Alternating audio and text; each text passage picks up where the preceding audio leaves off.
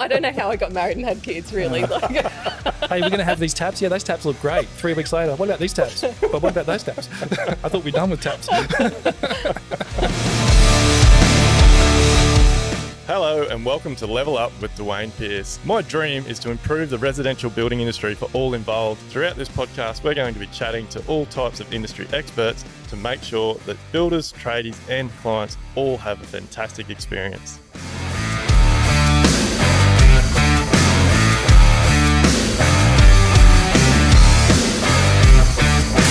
G'day everyone and welcome back to another episode of Level Up. This one is going to be a struggle to get through without pissing ourselves laughing, I think. But I am here with actually a couple of clients of mine, Scott and Caroline. Thanks for coming along.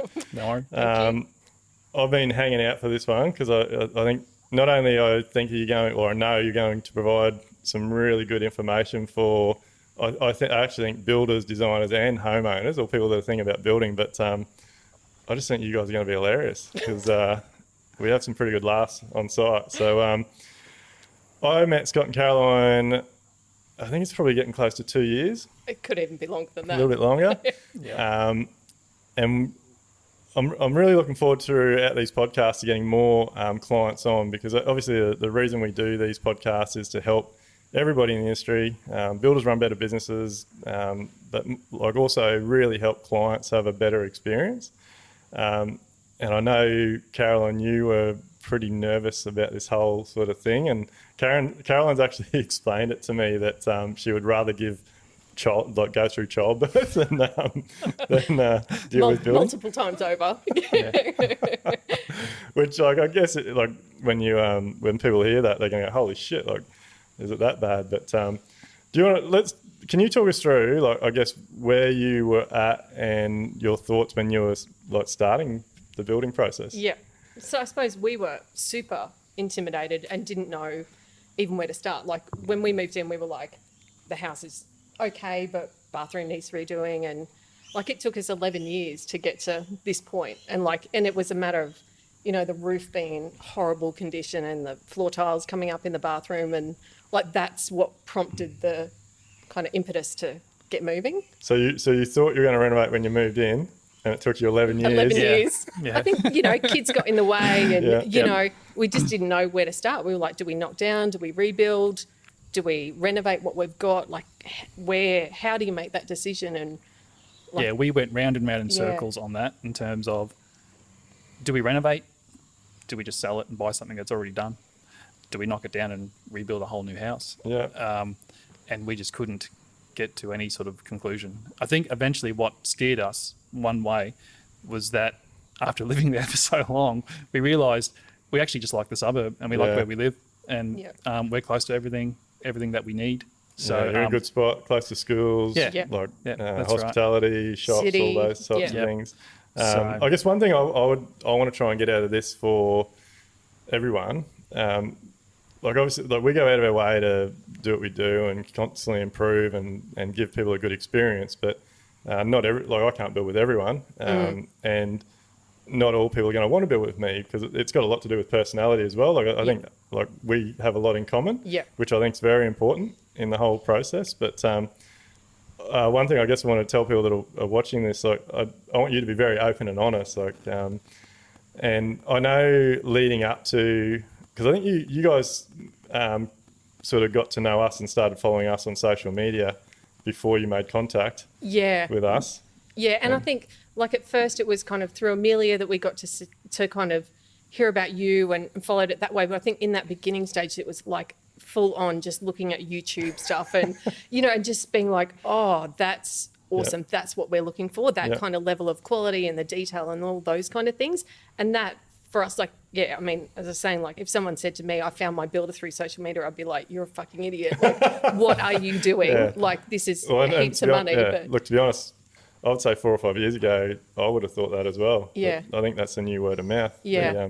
But you guys also, you did one of Amelia's courses, didn't you? Yeah. Yep. So I started listening to Amelia's podcast and loved the podcast and kind of chewed that up, and then went and stalked her at the renovation show and had a chat with her afterwards, and she put me in contact with you guys. But I think it was just that process of kind of learning more in the podcast and then joining the course, the Yeah. online course. And Actually, just sorry to cut you Yeah. off. Is that where we met? Did I first meet you at the Reno Home Show? I met Amelia first, and I think I went to the next one and you were there. Yeah, right. So Yeah. look, for those of you, watching that maybe don't know, so Amelia is Amelia Lee, the undercover architect. So she's on a mission to, she has all sorts of online courses and programs and things, and she's on a mission to make the experience for homeowners better and educate homeowners on Yeah. what they should be looking out for. So Yeah. she obviously did a really good job. Like you got a lot out of her course. Tons and tons. Like, the Facebook lives, like the course is amazing. The podcasts are awesome, but being in the Facebook group, like just having those really detailed questions answered Yeah. for me was really helpful, because that's some of the stuff that, we got stuck. Like I joined that at the same time we started like exploring designers and builders and that kind of thing. But yeah, like without those resources, like I would have been totally lost. I had no idea where to start, Yeah. And so, Scott, how have you found the process? Like you've been pretty involved the whole time. Like we get the odd client that it's like it might only be one of the two, and like we always sort of try and encourage that it's all parties, because it just makes it easier for communication. But it's been good with like you two. All meetings have been together, and like everyone's had input. So Yeah. Well, you just said it, communication. I mean, that's been what's been really valuable from my point of view is the communication we get from you in terms of the whole process that we're going through, and just just the simple things like sitting down and just explaining things that to you are just second nature, but to people like us it's like, okay, I'm going into this blind, hoping this is going to be a great experience. For me it's been really valuable to have a company like yours and a person like you who just communicates every step of the process of what we're going through the design phase and then through the quotation, then now that we're on site. I guess for me personally, I didn't want to miss out on any of that. I mean, because it's fun in a way. I mean, it's up and down. Well, it's a roller coaster. I think it should be fun. Like our aim is to make it as enjoyable as it can be. Like at the end of the day, building is stressful. Like there's been a few little things that are come up. I now that I've done it for so long, I think a lot of it, like people engage interior designers and all these other professionals and that to help, and a lot of the time it does come back to what you've already sort of thought. It's just that you want that reassurance that you've done the right thing. But if it's not that, it's I guess like you guys come through our PAC process. So you paid us to be involved through the design, and Aaron Wales. Well, so Amelia did initial design on your place? No, Aaron did. So it was just Amelia's input was like the learning and the podcast and all that course. But Aaron did the initial design, and then we had Amelia come in and do a design review with us. And so that was super helpful. But a lot of what, there was definitely some feedback in that, but a lot of what was really beneficial for me, I think, because I've listened to all the podcasts and everything, was reinforcing that that design is a good design. That's the way forward. That was really reassuring for us to go, yes, okay, we're nailing it. And so we went through the PAC process. You paid us to be involved and work through that, and costs are such a huge part of our industry, and it's a big part of why people make decisions. And just to give the people that are watching and listening a bit of a background, so we got your job to a design that you guys were happy to move forward on. We put some costings on. It was a little bit over, and we pulled it back. And part of our process is educating people that it's not actually over a budget, or the budget's not confirmed until we actually get a contract. So there's a lot of, and I think it's probably a part that gets missed, and for a few reasons. I think a lot of people are in a rush to start building for one reason or another. I'm not sure. And then the other big and probably more common part of it is, like we've spoken about, builders push. And I think it's because a lot of builders have bad cash flow. They're not running good business, and they're just screaming for the next job, and they're doing whatever it takes to try and get it. They're putting pressure on homeowners, and they're signing contracts before things are all signed off and selected, all those sorts of things, and they're just creating problems for everyone. And through that process with your place, we discovered you guys get out and about, you like your four-wheel driving and camping. Scott wants to do some modifications to his car, so he wanted some more height in the garage. Yeah, well, I'd already done the modifications, mate, so we had to do the garage. 2-inch lift on a 4-wheel drive, like, really forced the issue. But, like, if we hadn't gone through that process, we wouldn't have learned all that. And then from that, like, we're getting you more height in your garage, we're digging the existing concrete out, and through that, we're fixing water issues, we're putting drainage in, and it's sort of gone full circle. Like, it actually, the price almost come back to where it was the first time, but now it's got everything in there that you wanted and what suits you, your lifestyle. Like, and I think that's the thing. Like, it is just feels like our house. Yeah. You know, like, there's everything about it now. Like, we're super excited to get in because it feels right for us. Yeah, and there was no stone really, in my mind at least, no stone left unturned. Like, it took us quite a while to go through that process. COVID was there as well, and we all had to deal with that, and that slowed things down a little bit. But in terms of just going through that process to make sure the design was right for us, and I think we eventually got there. And, you know, apologies to Aaron Wales, we kind of pushed the envelope pretty hard on. And look, Aaron will admit, and he said this himself, that we've pushed the envelope on that house in terms of what we could do with it, and still working, you know, somewhat within the budget that we put on the table. So, but it was all worth the effort. So. And I think that, like, it's it'd be really good to get your guys' feedback, because, like, I know the process works really well. I would not do it any other way now. Like, and you guys coming, like, and again, I'll just reiterate to people, like, you were very nervous. Like, I think both of you were very nervous about the process, and will it change? Like, once we sign a contract, will it change? And I think our process and all going backwards and forwards, figuring everything out, like, we are pretty good with that. But I know there's a lot of builders out there that do. They just push and push and push to get the next job. And then throughout the job, there's constant variations and changes and bits and pieces. And it's just a nightmare for everybody. And I think, like, for us, like, going through that PAC process, like, you can rest assured that, like, you know, you're coming in on budget and you can test all those things out. And I think it's two things. One is, you know, like, making sure the design works and the contract's the right price and all those other things, but it's building that relationship as well. Like, you get to know someone, you're knowing whether they're returning your phone calls, like, you get a sense, like, that gut feel for, is this our person or not? And I think it's such a good investment to kind of put that money on the table at the start and go, okay, like, you know, for so many different reasons. Because, you know, if you hear the stories about the people that have got the design, goes to the builder, can't be built for that price, they're back to square one. Like, if we had have got there, we would have just thrown our hands up in the air and gone, we can't do this, let's move out and find something else. So I had a colleague I used to work with who had an 8-month argument with an architect over the design because all 3 quotes were over budget. And obviously the architect was not involved in the process at all, other than, here's your design, go get your quotes. All the quotes were over significantly, and he lost his mind and said, what does this not work? Like, and then went back to the architect and said, I want you to fix it all on budget, but I'm not paying you. And then they had this argument, you know. But I mean, if they had been if everyone had been part of the process, that would never have happened. It's hard to understand as the client how it's ever worked any other way. Like, I can't get my head around how it could possibly work any other way. Seriously, back, and I know this still happens regularly because we still get asked to be involved, and we can't, like, a lot of them we don't even respond to, but for 10 years or 8 to 10 years, like, I would say every second job we did, we wouldn't even meet the client until the day we signed the contract. Oh, I can't get my head around that. It's crazy. I wouldn't be comfortable with that. You know, it's just, Well, I just look back now and go, like, why wouldn't I have issues? Like, why wouldn't the client have issues? It's just a recipe for disaster. Because it's such a huge amount of money. How have you not tested it first? It's like the best investment is paying a portion to test that out and make sure it's going to work.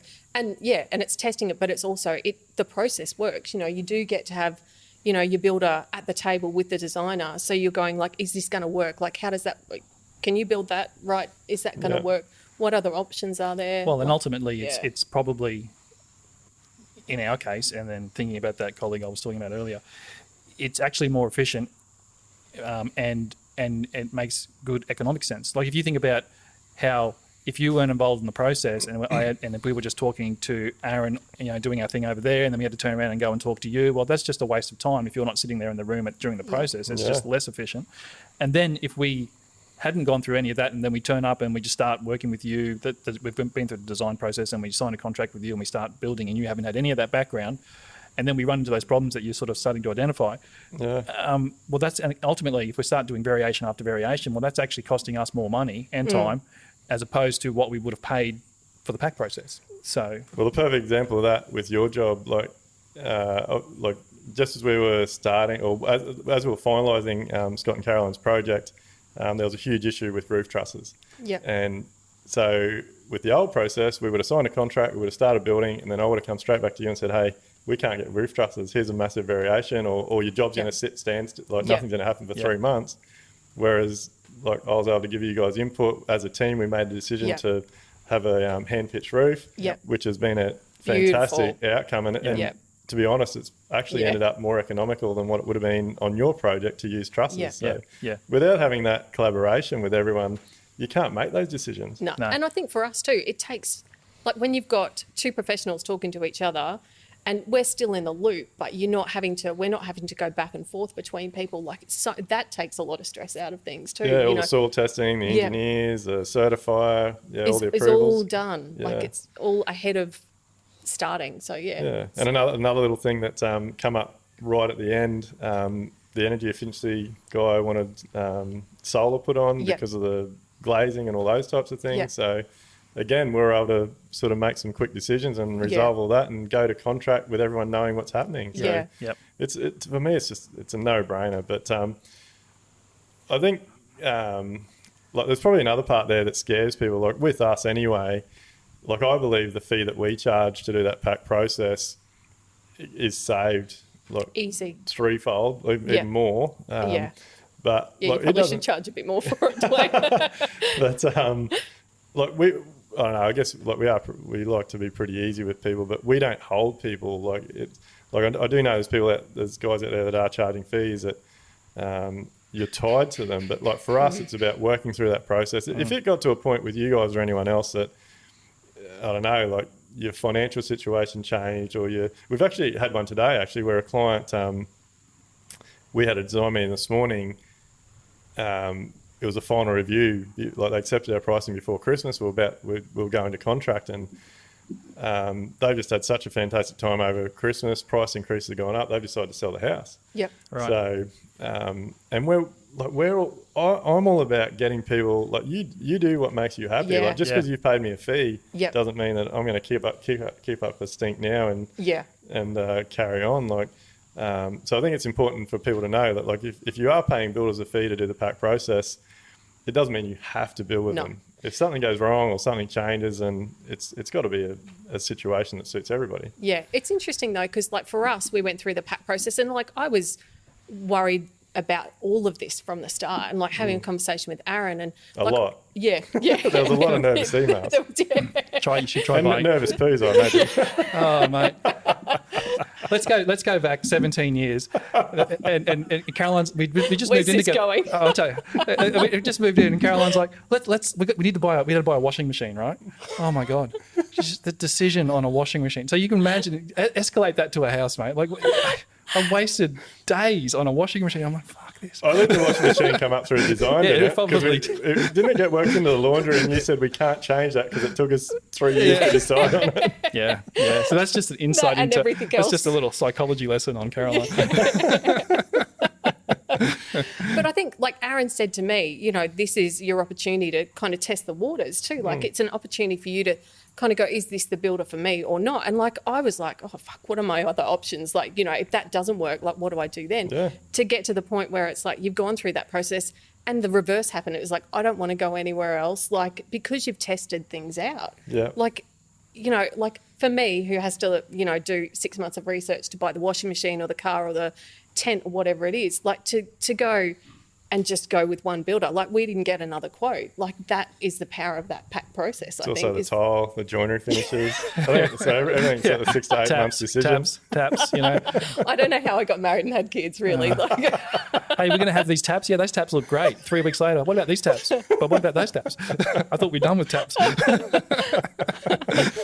No, look, and like, I get that. Like, I don't, like, it's funny. I just looked back to so many years that we had all these situations, and it really did come back because we were running a bad business. We had no cash flow. We were putting pressure on people to make decisions that they really shouldn't have been making, and I shouldn't have been putting the pressure on. But it was all about trying to keep the wheels turning. Yeah. But like, I think it's fantastic, and I actually had a light bulb moment on Tuesday. So for everyone that doesn't know, we really push to have weekly meetings with our clients on site, and I think you guys will testament to this, but like, they tend to be just a catch up. Like, a lot of nothing people goes wrong. freak out and they think they're going to have to make. Well, there's been a few decisions, but I know a builder that over the Christmas break. Well, I know a few builders actually that over the Christmas break just got hammered by their clients, and for silly things that, like, at the end of the day, they've put themselves in these positions, and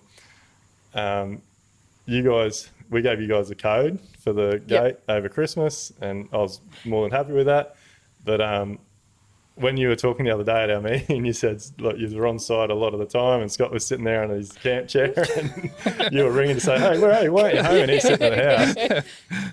Like, for me, that was like far out. Like, we must be doing something right, because they were here multiple times. I never got any phone calls to say, "Hey, this is wrong, that's wrong." Like, there was a few things on Tuesday we spoke about, but like, you left it till the meeting because you had trusted me that it would get resolved. Absolutely.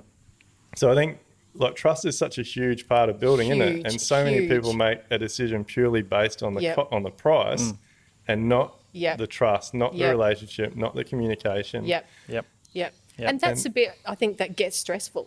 Like, something can happen and you can get yourself all wound up and be like, I'm on the phone, like, I'm not having this. Like, but if you've got a relationship, you know that that's going to get sorted out. Like, whatever it is, you don't turn it into, a mountain into a molehill. You kind of like, okay, it's cool. We can sort this. We'll chat when we chat. Like, just having that consistency, like the weekly meetings, it gives me peace of mind. So, like, it'd be good to get some feedback from you guys, but I imagine, like, knowing that every week you're going to get to meet on site, you're going to get an update, you're going to get told what's going on. Like, starts Sunday night, Duayne, when the reminder comes in on the site meetings Tuesday. Yes. Yeah, we look forward to it. It's like Monday night's Yellowstone, Tuesday site meeting. This is awesome. It's 1883 now. 1883. I like that. I started that over the break. It's very good. I think I'm up to episode 4.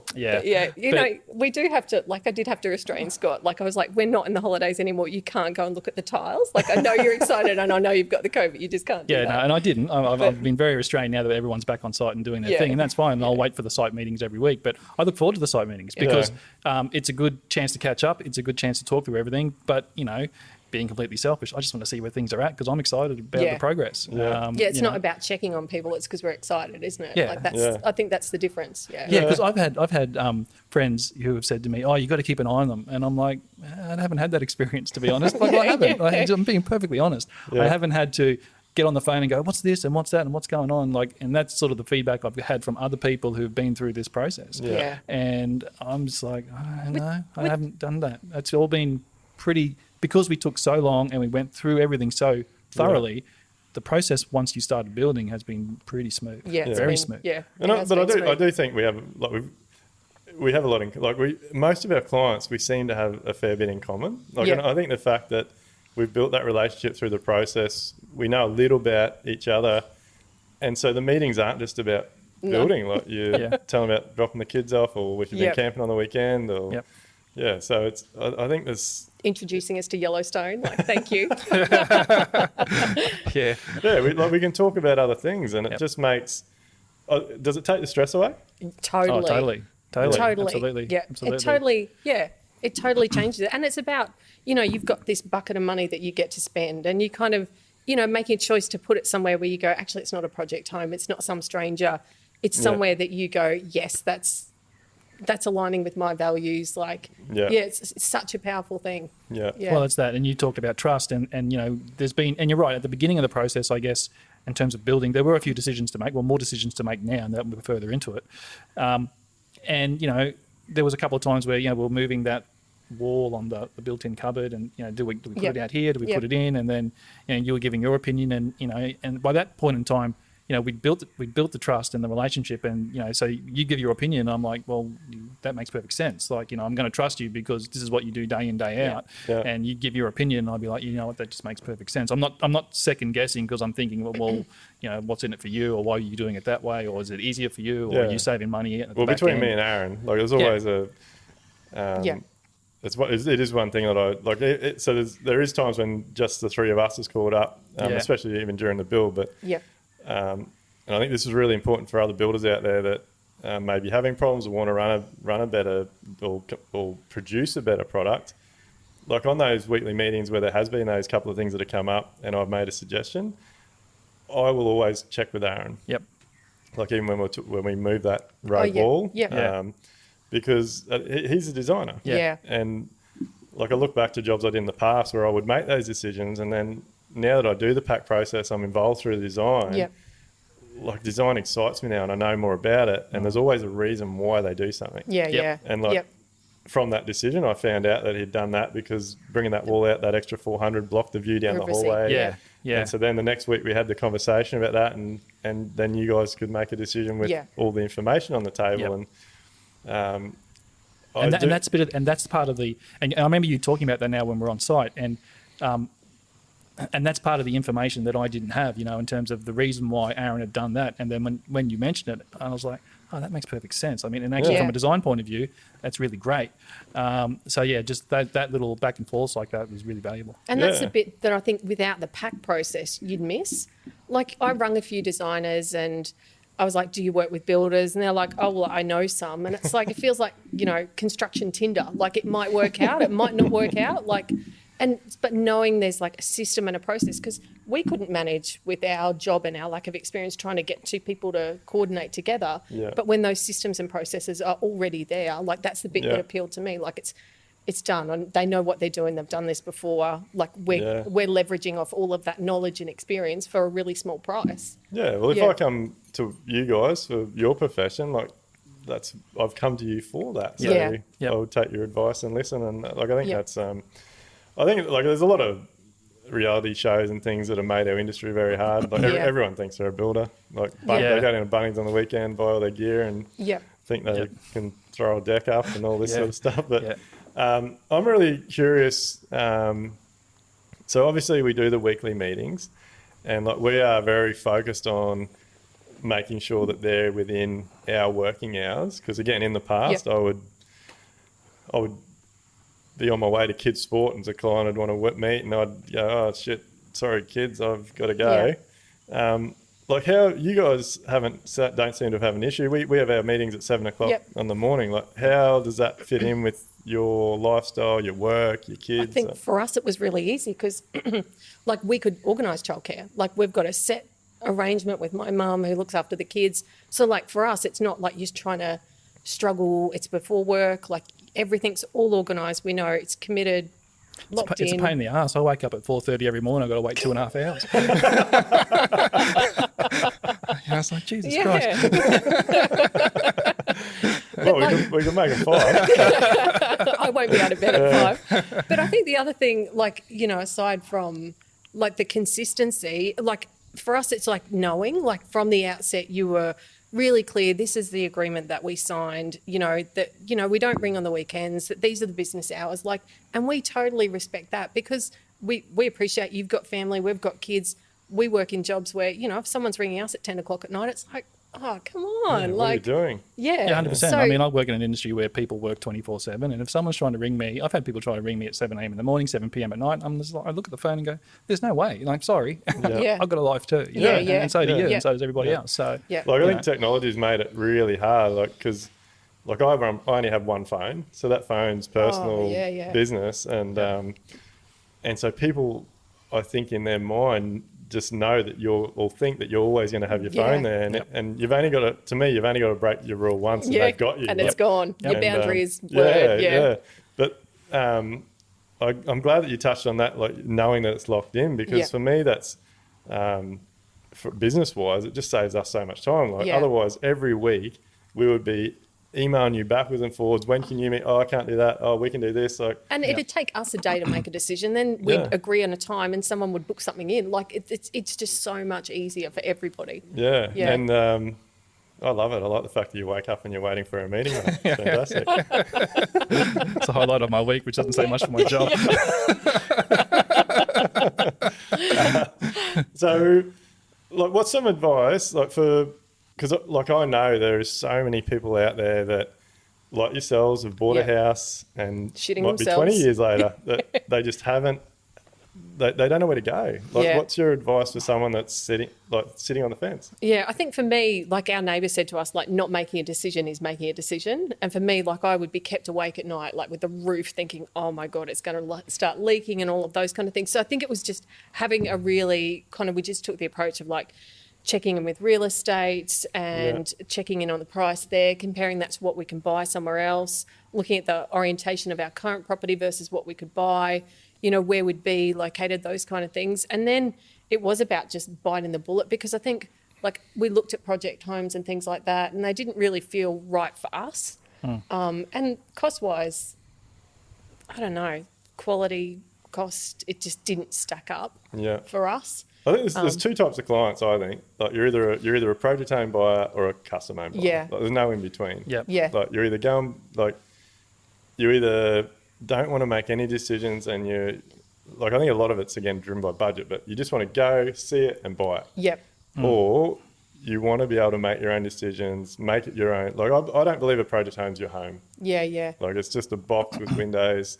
And you throw your pillows in it and fluff it up. And they all kind of look the same when you boil it down. Yeah, you can drive around the street and see 20 houses all the same. Yeah. But all like you guys, you loved where you lived, you loved the house, you loved the yard, you love your neighbours, and now you've added to that, and it's already a home. Yeah, absolutely. And it's interesting because for me, I also was worried about like resale and all those kind of things, you know, and Aaron did an amazing job with the design that, you know, we can lift it, you know, someone could come in and lift it, like it's future-proofed in that regard. Like that design, other people wouldn't pick it. You wouldn't also find it in a project home, but it works for us. But the thing that got me over the line was Aaron said, you only need one person to buy your house, you know, like, and that for me was like, oh, epiphany, like, oh, of course. Like, and there is going to be people like us that want the storage underneath, that want, you know, a compact design that's not ginormous, that, you know, works for us. We've still got lots of yard. So, you know, it's like hearing those things, you go, oh, okay, yes. That's right. We've still got yard. We've got 2 young kids. We've still got heaps of storage underneath. But upstairs now is just, it's twice the space we had before. You know, and it's feeling like home already. That's why, you know, I was kind of camping out there over on the holidays. But I just like being there because I feel calm in I feel calm in the space, and it's not even finished. As opposed to before, but, you know, it's, you know, we've had this conversation where we're on site and you look at our old lounge room and you think, how did we live in this lounge room for 11 years? It's so small. So it's just been that whole process in terms of the space. It's easy to look at a design on a bit of paper and go, oh yeah, that's all good, that's what I want. It's not till, you know, I was sitting in the space going, okay, we got got this right, you know. It feels good. Right. But Feels good. like that's a lot of credit to Aaron. Like I think it's something that does get overlooked. Like Aaron does put a lot of effort into, and well, not just Aaron, like a few of the guys we work with, but really finding out how you guys live. Like how he he's had made to work hard, the stairs to connect with your sorry, what was that? He had to work hard. Bless him, poor Aaron. I wasn't going to mention it. But, like he's made the stairs connect with your outdoor space. Like when we had this meeting on Tuesday, you're like, wow, like we're actually going to use that more now. Like, that's right. That's right. And but simple things like, you know, I remember looking at the stairs on the design and thinking, oh yeah, that's all good. And it wasn't until later on when I was doing some measurements and mucking around with it and realised how wide he'd made the stairs compared to what we had originally. And it's kind of just invites you to either go up or down. You know, it's but it's only a little thing. It's only like maybe a foot wider than what the normal stairs were that we had previously. But that design, that element that Aaron brought to the table was like, wow, that's pretty. And it's only stairs. I mean, let's be realistic about it. But it all comes back to figuring out how you live. Yeah. Like when I think he learnt that you do like go from your kitchen to that area a lot, and like those stairs are going to be a thoroughfare. Like Yep. Like you don't want to be carrying No, that's platters, right. or if you've got a guest over, have multiple people walking up and down the stairs. Like And we used to sit on the stairs too, like a lot when all of us are sitting on the stairs. Kids in the backyard. Yeah, that's having right. a beer. Yeah. Eating dinner. The kids sometimes, yes, they do. Yeah, you got to be careful. Gotta watch you be around now. What about? Yeah. But look, I think it's been fantastic.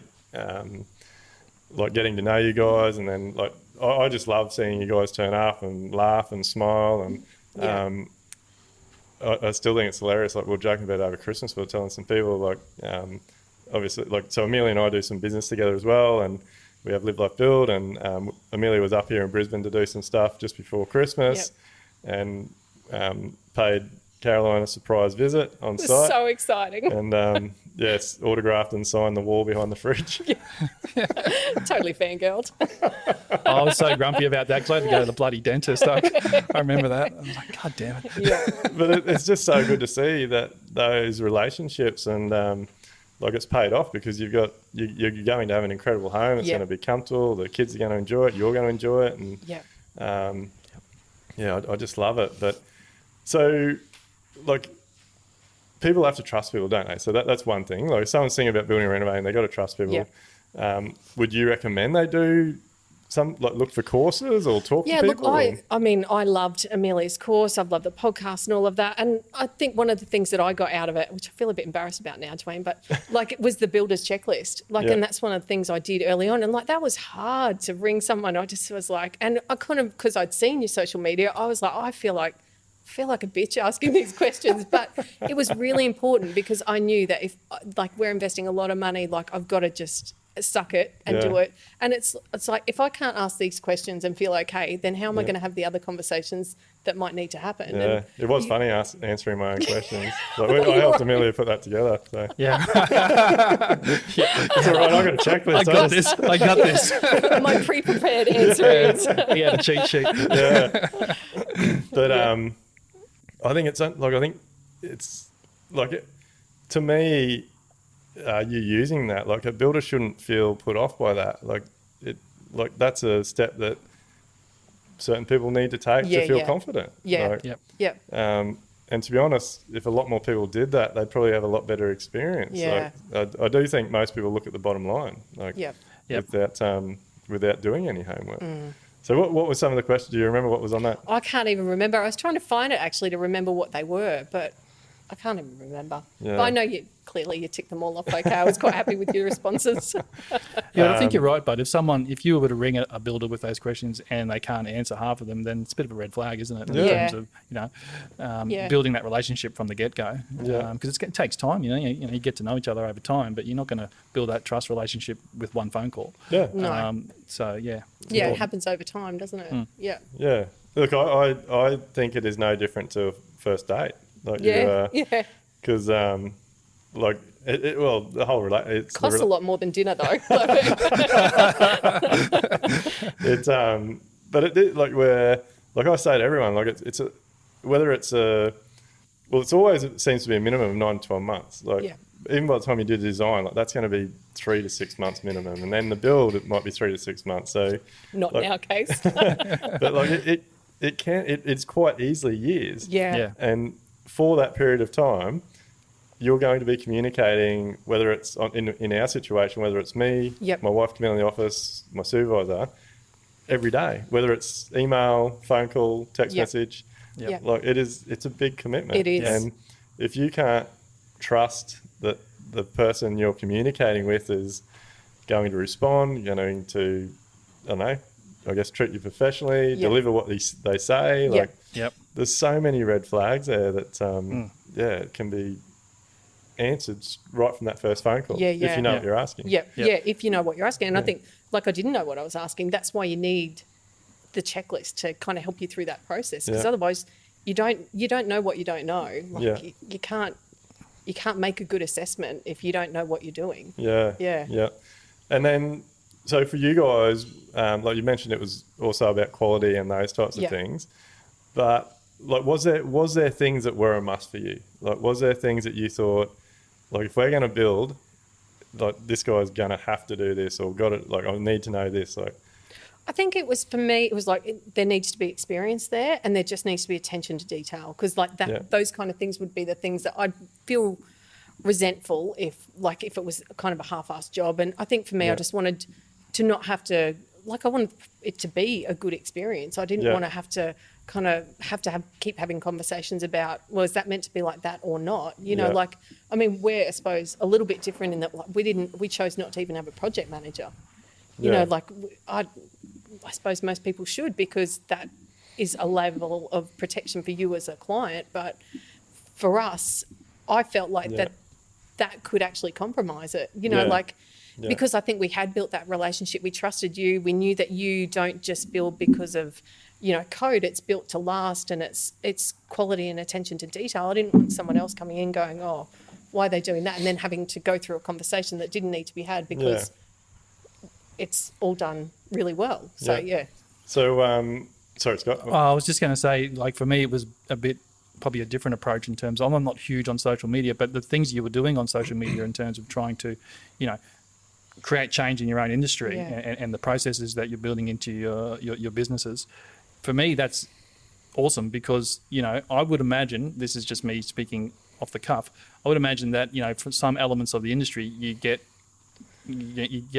probably not positive feedback about that. I do. To put it, bluntly. You know, but if you're prepared to take that on and cop the flack anyway, because you know what you're doing is right, and you believe in it first and foremost, then, you know, that for me is, well, that's awesome, because the guy, you know, I think to myself, well, this guy believes in his processes, is trying to make change for the better of not just himself, but for the industry as a whole. And whether you cop flack about that or not is, you know, I'm sure you do, but you're going to do it anyway because you believe in it. And so if you believe in it, then I'm going to believe in it, because I'm thinking, well, that's the sort of guy I want to work with, because you know, it's a character thing. I'm glad you touched on social media, because I hated social media. Like, when it took me like 5 or 6 years to even get on Facebook, and then when I did, it was only communicating with family, and like, we had a marketing girl working for us at the time that was just always on my back. Like, you need to get on here, you need to do this, you need to do that. And I know most people don't believe this, but like, I am that guy at the party that just likes having a casual conversation with people I know. I don't like getting in my comfort zone, but the reason it's grown to where it has is because I am so passionate about it, and because I want to change an industry. But it's also because it attracts people like yourselves. Like, if I didn't put myself out there and show people what I did on my jobs, I wouldn't get great clients like you that because I believe by putting what I put on social media, I'm attracting people that have similar interest to me, that have similar personalities. So straight off the bat, we get on. Well, because I can see that you're trying to make improvements. You're not like, oh, it's going to sit on the fence because we've always done it this way, so let's just keep doing it that way. Well, that's not good enough for multiple industries, not just building or life in general, really, if you boil it down. So, you know, if you're out there trying to always continually improve yourself and improve your business and improve your processes, well, you know, ultimately you're going to end up with a good product, aren't you? So you know, that's what drew me in. And I think for me, it was the honesty as well. Like, you're really transparent in your posts. And I think for me, like, that's, you know, you're not trying to hide anything. Like, and that's really important to us, that, you know, someone's honest. Like, and I'm glad I want to have this conversation, because like, without my other business, Live Like Bill, like, and I know it's hard because it was me, but I really want to encourage builders and tradies to put themselves out there. And like, how I got around and started, like, I just thought no one's watching. Like, I just held my phone, it was just me. And like, some of them might have took me 50 takes, but it's paid off ridiculously, because we attract people, like-minded people, we have great relationships, and like we said at the beginning, it's so much more than cost. Like, I don't do, like, there's definitely jobs that we do that like, when it's getting close to contract, like, I'm quite happy to work a few things in or whatever, because I would rather have that great relationship, know that it's going to be a smooth process, because in the long run, it saves me so much time and money and grief, and like, you guys get a good job, and it'll be interesting to see how you guys go, because my dream was because we had such hard times, and it didn't matter where I went, barbecue, pub, whatever. As soon as someone knew that I was a builder, I would just get smashed with horror stories. Or, builders are pricks, builders are this, they rip you off, they earn too much. There was just, we built the builder, it was a shit. And so one of my first drivers was, I want to get to a point where my clients enjoy the process so much that they want to do it again.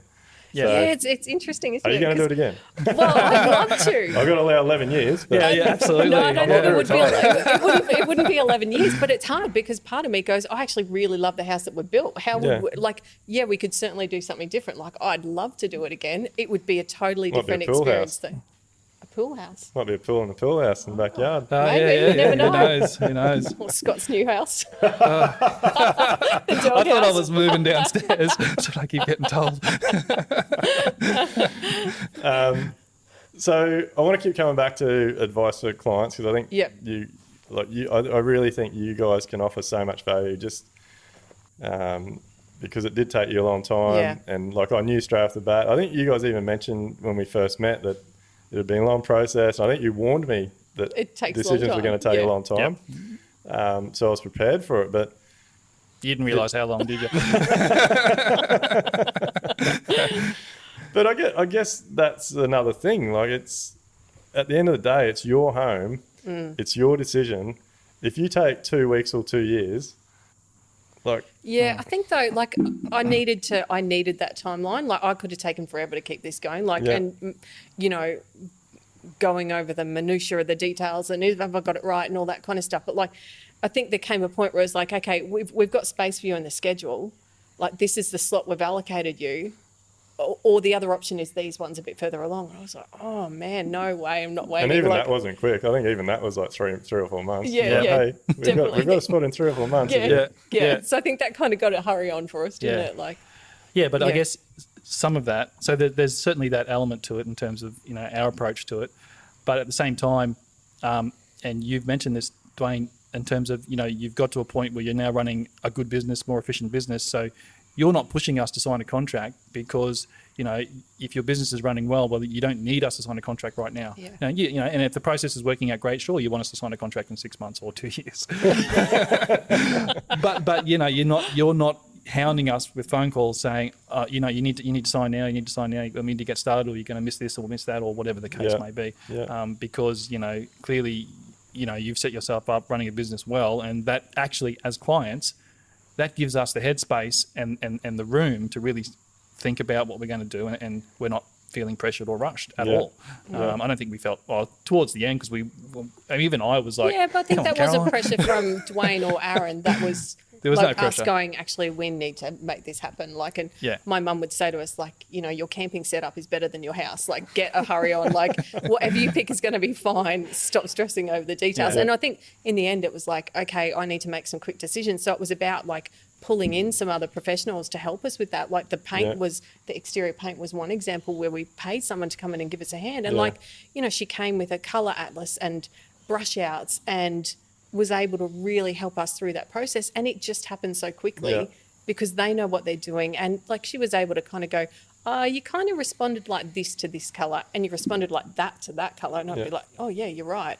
I think that's really important. I think so many people just try and pinch too many pennies. Yeah. And you've got to spend it. Yeah. There is some things that you have to spend money on. And if you feel or you're not in a comfortable position to make a decision, you've got to get help. Yeah. And I mean, that moved on really quick. And in the end, I got her back to help with joinery and and it wasn't so much picking from scratch. It was just sitting through that process of going, okay, this is option 1, this is option 2, this is option 3. They're all fine, whichever one, which one do you feel okay with? And, and you finally get something over the line. But it was, you do need those people. It was more just to bounce stuff off, because I spent hours, maybe weeks, or possibly even months if you added the days up, going to up tiles and, different polytech and, going over stuff and re-listening to podcasts, hours and hours Like, and Yeah. some of it, I could have just paid professionals to do it. Wouldn't have been as fun, but Yeah, it but would have been quicker. in a way, but I think through your own process, you would work out what you Yeah. liked and didn't like. So you Yeah. had this concept in your mind, you just couldn't get that last couple of steps. So what was the process? Bottle of wine, sitting down with some cheese. Like, No, it just, I it was tapped just out. kept going back to Scott. Scott, I what tapped- about this one? I tapped out by then, mate. Am I going to put the telly on mute again? What are we talking about here? yeah. But I know there was definitely times where you called me and like it took you a bit to get to the question because I could feel that you felt it was a silly question. Yeah. And like that, like I think our big thing is like no question is a silly question. Yeah. But I can understand how you feel like that. And again, that's just how I've improved. Like again, back in the day, a client would have rung me and I would have been thinking, what the fuck are they ringing me this for? Like that's just a simple question. Yeah, like, Yeah. But like now being where I'm at, and I think it's very important for other builders, we do it every day. Yeah. So we get it, we know it. Yeah. Like you guys haven't. So No. And it's a big decision. Like if you put the mixer in the wrong spot, like that can be it just will impact you for such a long period of time. Like you just so badly want to get it right, but you don't know. Like I remember being on site and with the plumber, and it's like, do we put the mixer here and here or here and here? And I remember just thinking, oh fuck, I can't make this decision. And I just remember, sorry, Scott, looking at Duayne and going, oh my God, help me out. Like, and he was like, we normally do it here and here. And I was like, okay, good, excellent, done. yeah, Locked but in. we gave you options, we talked you through it. Absolutely. Yeah. And You let us know why. And like, I think that's really powerful because we don't understand. Like we do need that stuff explained to us because we don't know. And I mean, I think a lot of it's hard because it comes down to your personal choice, doesn't it? Like, do you like the colour blue or do you like the colour green? Like you can't make that decision for me, but you can tell us about like, this is going to be better for these reasons or this reason, or because you don't need to reach around as far and whatever it is. But we do need lots of walking through and support around that stuff, I think. It's the pragmatic stuff. Yeah. Yeah. Like at the end of the day, it's a custom home. So to me, there is no standard. Yeah. Like, you can have the tap wherever you want it. Yep. But it sounds funny, but like it all actually comes back to the way we do things because of those weekly meetings. Yeah. Yeah. And again, in the past, I would have been rushing through those meetings because I had something else I needed to try and fix or put out or whatever. But like we knew that walkthrough meeting was coming up for a long time. We get the plumber there. Yeah. And like the way I look at it is I would, because I know if I was to buy, I don't know, a new car or something and someone didn't mention an option or something to me and a mate bought and they hadn't, like I'd be pretty pissed. So like to me as a builder, it's my job, or myself and my supervisor, to say to you guys like, look, this is where we put it a lot of the time, but you do have the option to do this, like this might suit you, like how to, because I think we had conversations about in the main bathroom how your girls use your bath. Yep. And that's got a lot to do with like where the bath ended up, the size of the shower screen, where the taps ended up. Yeah. Well, we ended up changing the size of the bath, But yeah. which was the right decision. It was, And definitely. I just know there'd be so many builders out there that would be so pissed that the job gets to a stage and the client's like, hang on, I don't like that. You're going to have to pull that bath out or whatever, because they don't take that, like that, I don't know, what was that, a half-hour conversation or something? And then you thought about it for the week, and the next week when you come back, like, and we come up with some options, like we could get a slightly wider bath, we'll alleviate these issues, Yeah, so I feel like for people that are sitting on the fence, like it is, again, it all comes back to like, you got to have that relationship, you've got to find someone you can trust, you got to find someone that's not pushing you to sign things just because they need the next job to pay their bills. And I think the other thing is like, you build it, like there's so much, like you set the standard that happens on site as well. Like, you know, as a client, like when we were on site, it just was really obvious. I was like, oh man, like you get it, but you don't get it until you're standing on site. Like talking to the electrician and the plumber and like hearing the electrician say, oh, I don't think I can let that PowerPoint, which is wasn't going to be touched. Like I can't leave that there looking like that. I have to match it up to the others. So like the standard that is set by you impacts so much of what happens. So, you know, if people aren't doing their research on what kind of builder they're getting, then you're settling for whatever trades he is happy to let come through. I've actually never thought of that, but yeah, you are.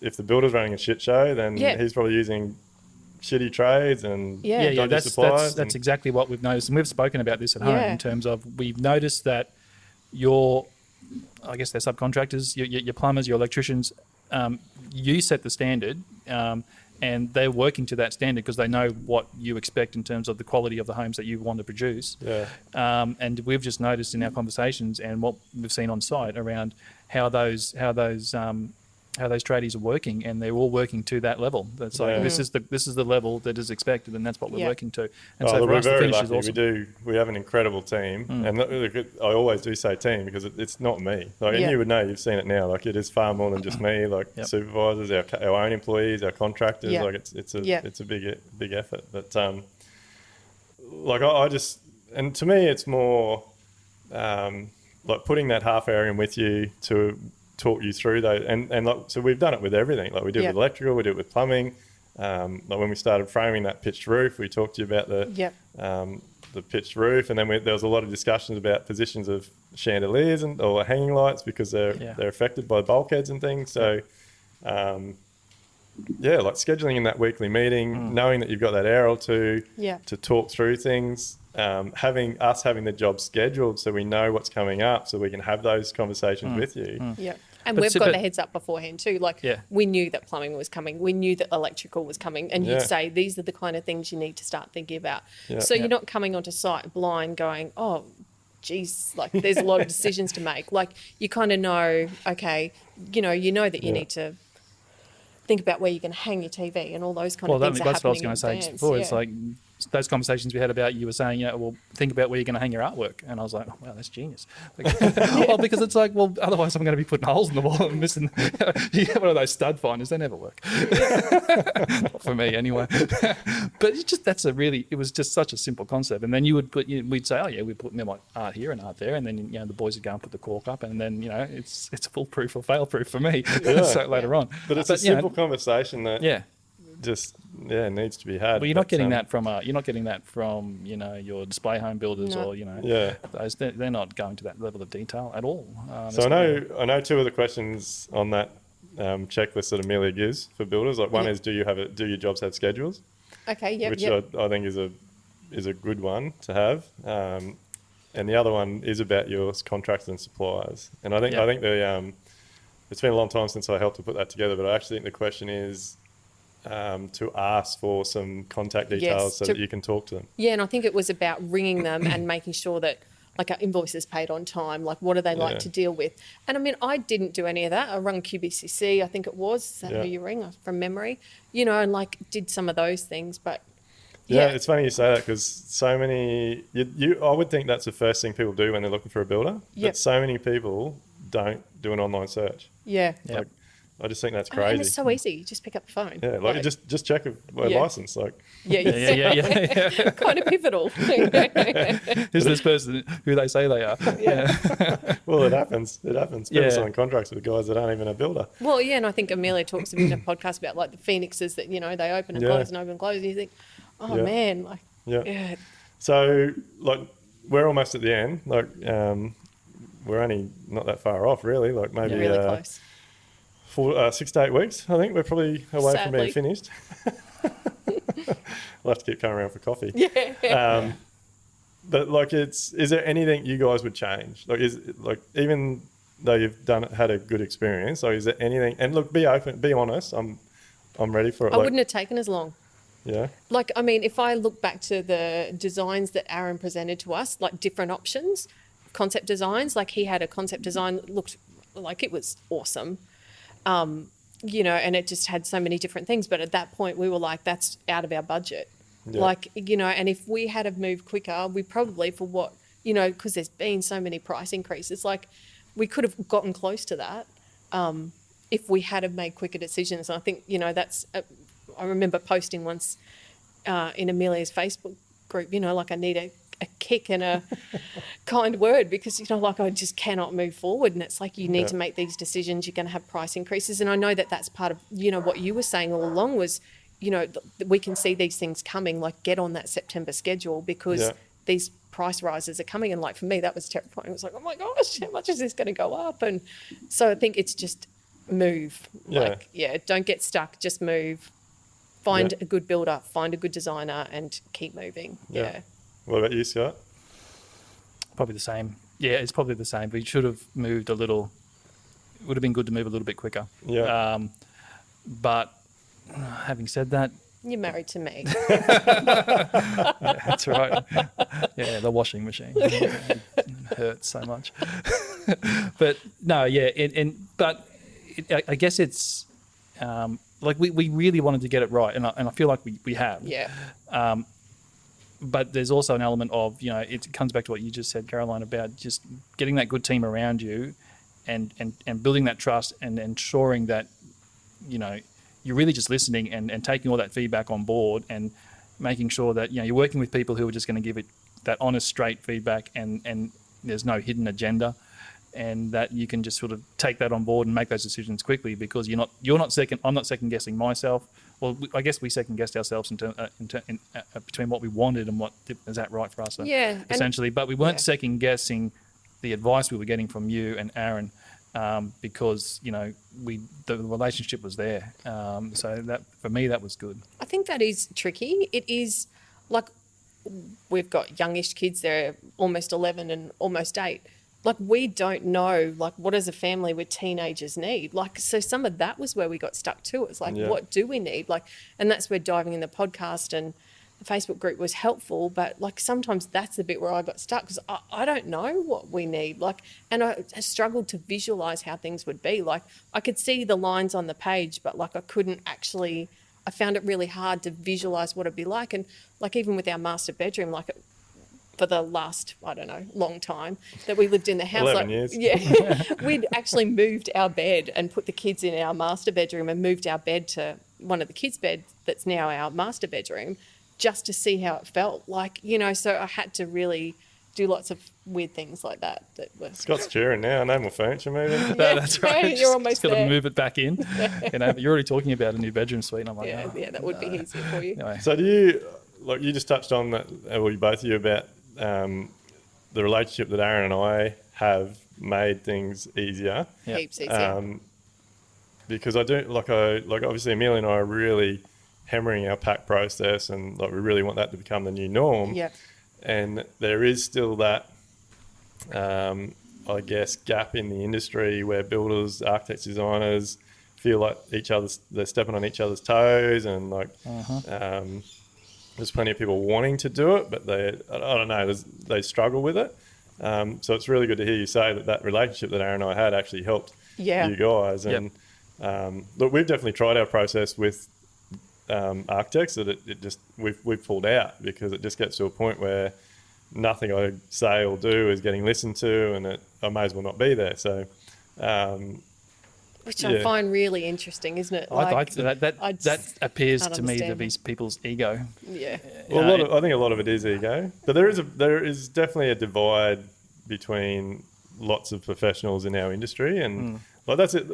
It's even in the way that we're licensed. Like builders are still licensed through the same licensing associations that license all of our tradies, and yet we have to take full responsibility for them. Whereas engineers have their own licensing body and insurances. Architects have their own licensing body and insurances. Like designers have their own. So we're so divided. So I guess it is very hard for homeowners to know what to do when our own industry sort of struggles to tie everything together. So. Yeah. And I mean, look, I don't know how you solve that quickly, but if anyone's listening and is working in the industries you've just talked about, I mean, I just think if you're not cross-referencing each other in terms of having those conversations and building those networks with people that you trust, I think you're probably selling yourself short. Yeah. I mean, you don't go to McDonald's and get a burger and then run back round and ask them to take the pickles out, do you? Like, I mean, and that's how it is. Like, if you're not there at the table, like, you're backward and forward. It just makes no logical sense to work it any other way. And, like, maybe it is about people finding the people that they can work with to get it happening, but like the outcome for us has been really good. And I don't know, how does it work? Like, I know we took a long time, but like, you'd hope that it makes it easier for designers and builders to do. I think that's the point we've got to in our business, but like we have a long lead time, and every client's at different situation, like finance approvals, working through design. So, but again, it comes back to relationship. Like for us, working with you guys, building that relationship, figuring out the type of people you are, not putting pressure on you, meant that we could, like in our schedule, we were having those conversations. Oh, look, we don't want to put pressure on them. They may be in another couple of months. Like we can start this job. Yeah. So yeah, look, I think it goes both ways. I think I would have hated for you to have felt pressured and jumped in earlier and then had all like on site. Like I don't take this the wrong way, but I know if we had to sign a contract, come to site, and like, hey, we need the tiles in 6 weeks. It would have been a disaster. It would have been a disaster. All it would have been is like a series of delays, or me picking something that I wasn't happy with, and then being grumpy about it. Like, which is not your fault. That's my fault. But well, it could be in a way. Yeah. But the last thing I would ever want, and I hope that there's other builders out there that feel this way, but like the last thing I would want, and I know Aaron and I talk about this, and so do a couple of architects I work with, but we want you to move into your home and like just enjoy it. Like we don't want you to we don't want any client to ever move into a home and be sitting in the lounge room going, shit, I wish I had it. Like, why is that there? Like, why didn't we do that? Or why did they talk me into that? Like, because to me, I've failed doing my job. The design's failed because it's like so I guess that's probably a bit of advice for builders out there is if you're not doing a process that builds that relationship, like I wouldn't have known what type of people you are. No. That's like right. if I wasn't coming to those design meetings and you were meeting with Aaron, I wouldn't have known that you hummed and hard and took a while. Like I would have only seen the email follow up, and I probably would have been emailing you and saying, "Hey, we've got a spot. Let's get going." Like, But it doesn't make sense. I know we spoke about this. And we touched on this earlier, but it's just, I don't know, it just doesn't make sense to not have everyone at the table. I mean, you're all working on the same project. So why not all sit there at the table and have those conversations throughout the entire process? I mean, it just seems crazy to me that, and ultimately you probably end up, well, you get more jobs right, and you probably end up getting more jobs secured in terms of to contract. Because you've gone through that process, as opposed to that scenario I was talking about before, where oh mate didn't like all the prices were over, and the builder, the architect wasn't part of the process in terms of working with the builder, and that whole thing could have fallen over. And how many jobs fall over like that because there's absolutely no communication between all the parties who are actually working on the same project. It just seems crazy to me. It seems like people are working in silos when they shouldn't be. So what's like for you guys, what's more? I think I know the answer, but like, what's more important, trust or price? Trust. And communication. Without a doubt. Communication. Absolutely. Because I think the level of stress that we could have gone through, as opposed to having a good experience, and like I just remember signing the contract, and we were just so pumped to sign the contract. I can't believe I'm this pumped to sign a contract. Like, and if we hadn't gone through that process, I would have been signing that, shitting myself, going, oh my God, what am I doing? Like, definitely trust. Do you think, well, the contract still scares me, but like we had a bit of backwards and forwards with the contract. Like it's another thing that I can't believe the industry does. Like, so even like worse back in the day, when the day I met the client was the first time I'd met them, a lot of the time that was the first time I was actually seeing the contract as well, because an architect had put it together. Oh, wow. That's scary. And even the other way, like jobs that we were administering, we would put a contract together, and the first time the client would see it was the time I was going through it to sign it. And so again, I was creating my own problems. How stupid is that? But they didn't ask for it either. Exactly. Like, have they gone and looked at it? Have they had someone review it? And like, I think for us, and the trust is such a huge thing, because like, I know you dealt more with the contract stuff. I left that to you. It would have been another 12 months otherwise. So I kind of left that to you, but like, you had questions to come back with, and like I remember asking you, and you're like, I'm totally happy and comfortable with all of Duayne's responses to the questions. There's no need to change anything. Like, because I had three. I remember sending an email and probably had 3 or 4 questions on the contract, and not only did I think there was an email response from Sharon at one point, but then we sat down with you in our dining room, and we went through each point, and you explained well, this works this way, and this is going to work this way, this is going to work this way, and you're right, and you left, and then we were like, okay, I'm happy, let's sign. Let's go. Yeah. That was it. I Yeah. mean, it was that simple. Yeah. Because you took the time just to run through the contract and explain to me what I thought were concerns ultimately weren't. Yeah. Yeah. So Yeah. would you give that advice to people? Like, make sure you're reviewing the contract prior to Absolutely. signing? And get someone else, get your lawyer Yeah. to look at it, because that's the bit that's going to protect you. And then when you've got those things are clear, like, it's all written down. It's like, it's not just some handshake. Like, that's what you're relying on. And you can just move through problems then, because it's like, well, what does the contract say? And like, hopefully you never, ever have to do that. Yeah. Like, that's the aim, isn't it? You don't go in going, how much can I nab them for? Or, No, but- like the aim is to get through it. But And if you've got a builder who can't explain the contract to you, that's a red flag. I'm serious, but because I'm sure builders are out there and they can build houses and do all these amazing things with their hands and the tools and all the things that I can't do. But if I had asked questions about the contract to you and you were like, oh, I've got no idea, I mean, I would have been like, oh my god, now I'm stuck. Because there's some horror stories in our industry. Like I know builders that can't read their contracts. Mm-hmm. Like they don't put their hand up and admit to not being very good with reading and spelling and all those types of things. And I know one in particular. I think he's retired now, but he actually used to get his supervisor to read him through the contract, Yeah. so that he could sign it with the clients. yeah. And look, like, it's quite sad, but that is, it happens a lot in our industry. Like, Yeah. a lot of our industry is like, I put my hand up, I own it. Like, I dropped out of school. I like, it's funny because my 11-year-old brings shit home from school now, and I'm like, oh shit, that's too hard. Give that to mum. Yeah, know that feeling. But But I think we don't expect builders to be everything. Yeah. But we can appreciate how many hats you have to wear. But, Yeah. like, if you're good at your job and you are building really good quality stuff, you need to have all those other things. But I don't know. I think you, as clients, have to be realistic too. Like, we need to go and get things checked for ourselves. Like, can't just rely on Yeah. your builder that's to awesome advice. tell you everything. Like, Yeah, yeah. It's funny, isn't it? Because even like 9 times out of 10, even in the medical world, like, you might get told something by a doctor and it might be serious, and you might go and see a specialist, get a second opinion. yeah. Yep. And yet with building, and you're talking huge sums of Huge money. sums of So money. many people will sign a contract without doing any homework, without Yeah. having the trust or built the Yeah. relationship, Yeah. and then wonder why they have a shit experience. Yeah. But, And you're just talking about, but you've obviously taken the time to understand that contract, to sit down and understand it and ensure that you know how it's going to work for you and your business and I for learned us. the hard way, mate. Yeah.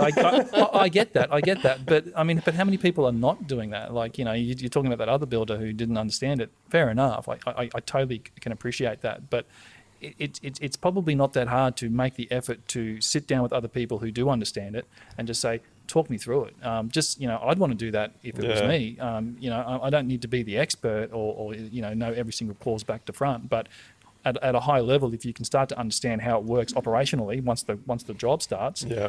it's probably going to save you a lot of time and stress. I think a lot of people throw their hands in the air, put it in the too hard basket, and blame. Like, when things go wrong, they say, Yeah. I didn't understand it. Like, Yeah. Like, to me, I got to a point in my life and my business where if you go to court, that's not an excuse. Yeah. Like, you can't sit in a court and say, I didn't know the contract I signed. Yeah. It's too late. And like you just said, you don't have to be able to interpret the whole thing. And I think, that's a bit of advice for builders. Like, it took me 3 times of getting screwed quite hard because I didn't do my contracts properly, to put my hand up and own it and read it myself. And there was definitely things in there that I just did not understand. So I paid and went and sat with a lawyer and got them to explain it to me. That's what I was getting at. At Yeah. that exact point. You've paid Yeah. the money to sit down with the lawyer to explain it to Yeah. you. I mean, that's money well spent. Yeah. And so look, I could chat to you guys all day because I think you're just giving people incredible advice. We could do part 2 to this one, but I can't wait for you guys to move in. I'm stoked to see you guys move in. It's been a pleasure to work with you, and see you smile and happy and all that sort of thing. And hopefully the relationship, like I'm really hoping we can go camping at some point, and I'd really like to see you with a few drinks in you. You don't want to see that. Because like, you're hilarious without it, and like you've told me some stories, so it'd be good to be involved. But, Yeah, no, camping, four-wheel driving, mate. Let's do that. That'd be awesome. Yeah. But look, I think you've given some awesome advice today. I think you're going to save people a lot of headaches, and I definitely think if there's people out there sitting on the fence, they're probably a step closer hearing like the truth. I think, you can do it, but you just got to put the work in. Yeah. No, well, look, thanks very much for coming on, and it's been a pleasure. Thank Thank you. you.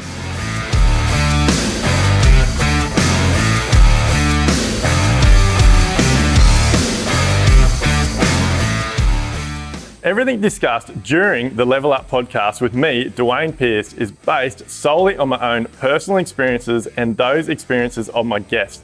The information, opinions, and recommendations presented in this podcast are for general information only, and any reliance on the information provided in this podcast is done at your own risk. We recommend that you obtain your own professional advice in respect to the topics discussed during this podcast.